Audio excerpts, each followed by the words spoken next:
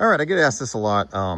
Easy highway miles. I'm an ASE Master Tech, and I usually buy pre-owned cars, used cars. I don't usually buy new. And I always read that highway miles, easy highway miles. Why is that a good thing? Why do people say that? Why do they lie about that? That's what I want to talk about, because you're definitely going to get some people that, it seems like everyone tells you that, oh, this is easy highway miles. And this is my kid's car. I don't know why I put it in here, probably because I needed a car in the video. So they want to tell you easy highway miles because it means a few things.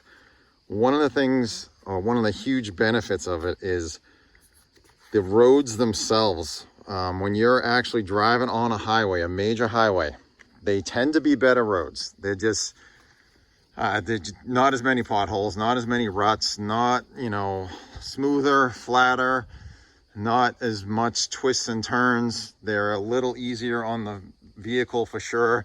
It's going to be easier on the suspension for sure. You instead of hitting the pothole, you're hitting something smooth. So therefore your suspension is not going to get worked anywhere near as hard, and you're not going to get those blowouts on your tires. You're not going to get cracked rims, damaged rims, warped rims, the type of rim that you just can't seem to balance properly. You're going to avoid a lot of that on most major highways. I'm not saying all of them. I know that some are going to be rough. Some cities, some states, they're still, I find, much, much, much easier than your back roads and your city stuff compared to the highway. I honest to God, I probably only have hit one or two potholes on a major highway. And there's a reason for it. There's a reason why they are better. It's because if you hit a major pothole on a highway, that could mean, that's a huge damage. That could mean, someone's life there. So there is a liability there. So they're going to try to keep the highways as clean as possible, right? All right. The other thing that they want to tell you is a huge benefit of highway. And this is for the vehicle itself. And this is why they would love to tell you. It's a suspension system.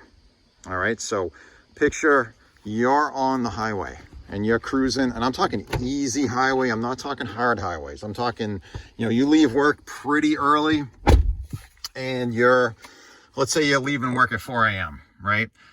And let's say you come home at 2. So you're avoiding a lot of the traffic. Maybe you don't live in a heavily congested area. And this is what it's like when you're driving highway. Set your cruise, you're going, you're not hitting those traffic jams constantly. And why is that good in your suspension? Aside from the road, it's because of this. If you are in traffic, or if you're on side roads or city roads or any other type of road where there's congestion and you're not flowing freely, you're going to step on the brake and the car goes forward. So you're talking 5,000 pounds going towards your front wheels and your front struts, your front ball joints, control arms, sway bar bushings. The weight goes to the front. That's why they put the higher quality stuff in the front of your car, because it does a lot more work.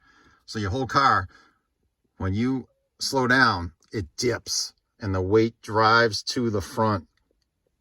So therefore, if you're doing a lot of that, stop, go, you're hammering your suspension constantly. Stopping and then going. So if you just, boom, on cruise control and you're going, your suspension is not going to take that abuse that you would get on the back roads and the city and congested highway traffic, which would be like city traffic. All right. So that's a benefit on your suspension for sure. Aside from the fact that you're not going to be hitting the potholes as much as you would on some of the other roads that you'd be on, because highways are a little bit better. Which leads me to this one, your brakes.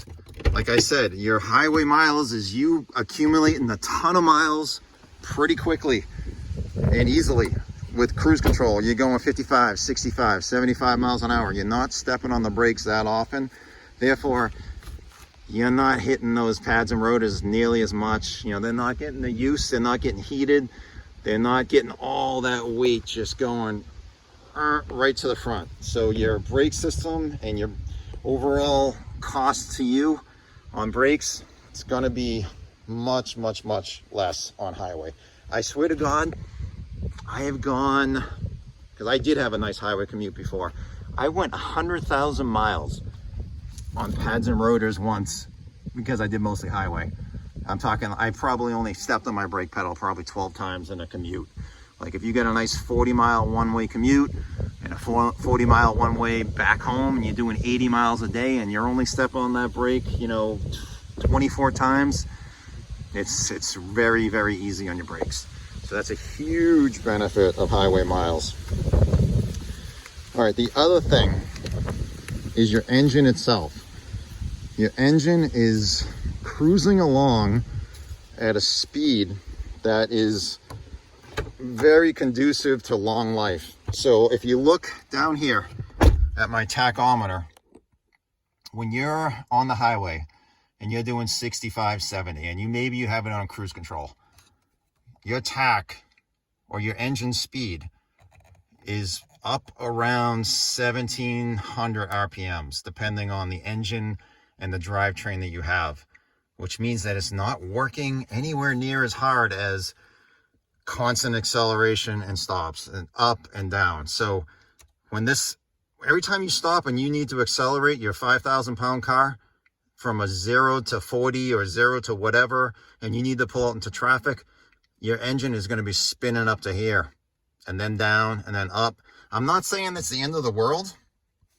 I'm not saying it's horrible, but if you can hold that thing at a nice, constant, easy RPM for a long time through a lot of miles, it's going to be easier for the engine overall long term, which is why when you're buying that used car, they're telling you, wow, you know, easy highway miles. And they're probably lying to you, by the way. All right, so let's take a look at the engine too, because there's a couple other things in that engine that would be considered easier when you're commuting like that. Your oil is getting heated up. You're not doing a short trip, you're doing an easy highway. It's getting to a nice temp, it burns off the condensation. So you're gonna have that. Your cooling system, it may be able to be regulated a little easier because you're getting a ton of airflow right through the grill.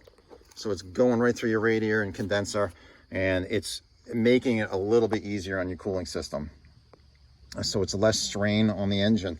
Also, when you accelerate heavy, like from a stop, you're dumping fuel.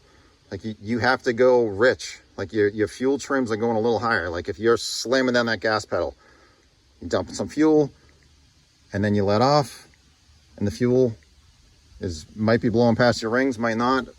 It may not burn off depending on the type of commute that you do. So therefore, if you can keep that thing going on a highway at a reasonably low RPM, which you usually can do, because you know how these things are now. They get, you know, the transmissions are 6-speed, 7-speed, 8, not even 10-speed trainees. So those RPMs are kicking very low. You're getting good gas mileage, and it's an easier life on a highway if it's easy highway mileage. All right, the other thing is your transmission itself, which on this engine or this drivetrain is back there. All right, this is why, and this makes a lot of sense.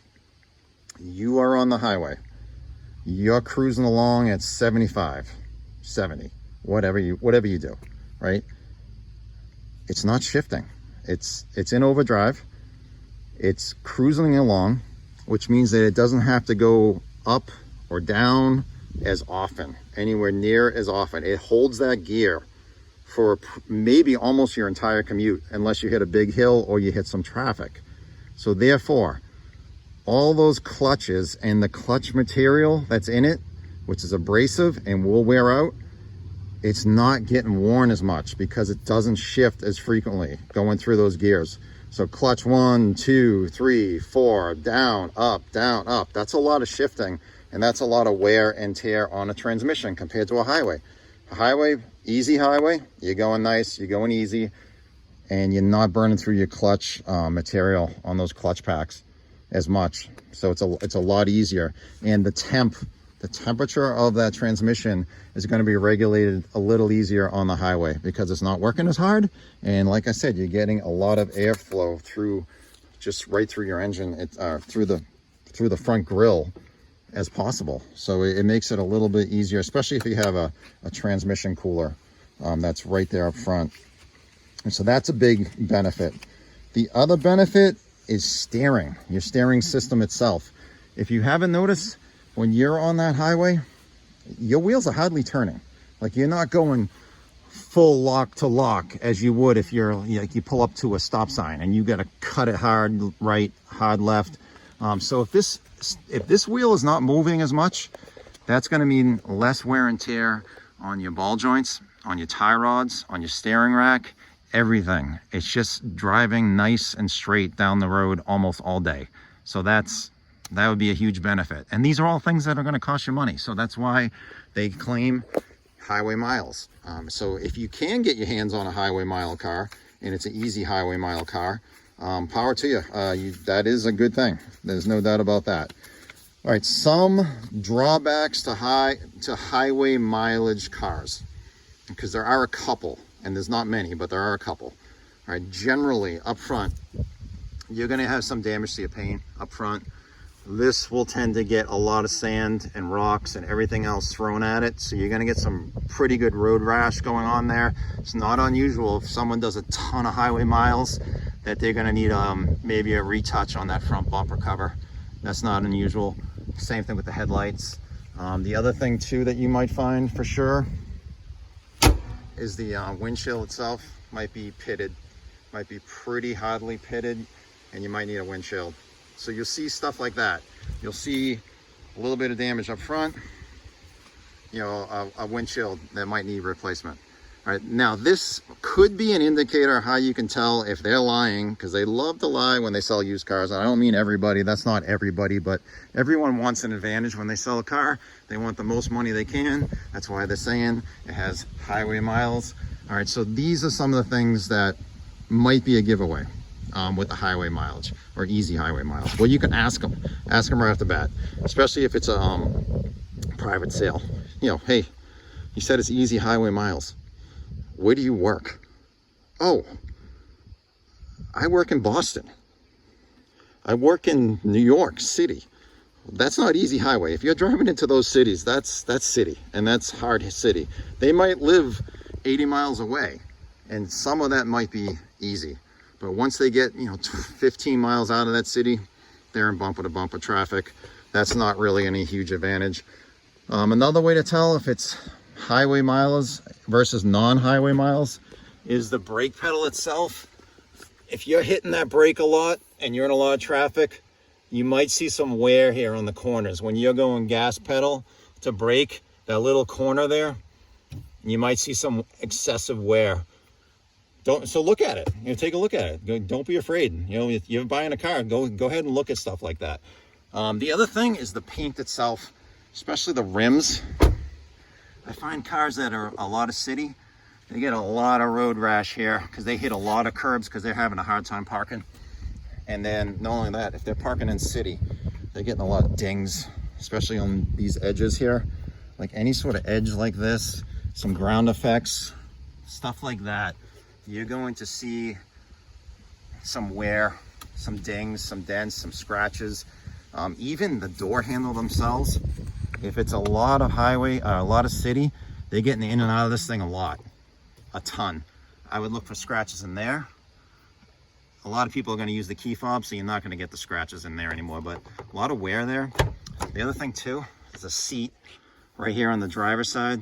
If this is wiped out, that means they're getting in and out of this car super frequently. That's a chance that they're not doing a lot of sitting in that. They're actually in and out of the thing a lot. So that could be a sign as well. So there is a few things that you could maybe see if it's all highway. Take a look for a ton of brake dust, doing a lot of stopping. Check the service history. You know, take a look at that. You might find that that's, you know, this guy's not doing highway miles, especially if he's 4 owners. I love it when they show you 4 owners. Well, which one of you did the highway miles? Was it the first guy, the last guy, all of you? It's a big difference. You know what I mean? So that's something to think about too. But yeah, if you can get a easy highway mileage vehicle, thumbs up to you, because it's a big advantage. It really is. It's an easy life for that vehicle. It's probably going to mean you get more miles on the vehicle too in a quicker amount of time, but they are in my opinion, definitely an easier life for that vehicle. All right, thanks for watching.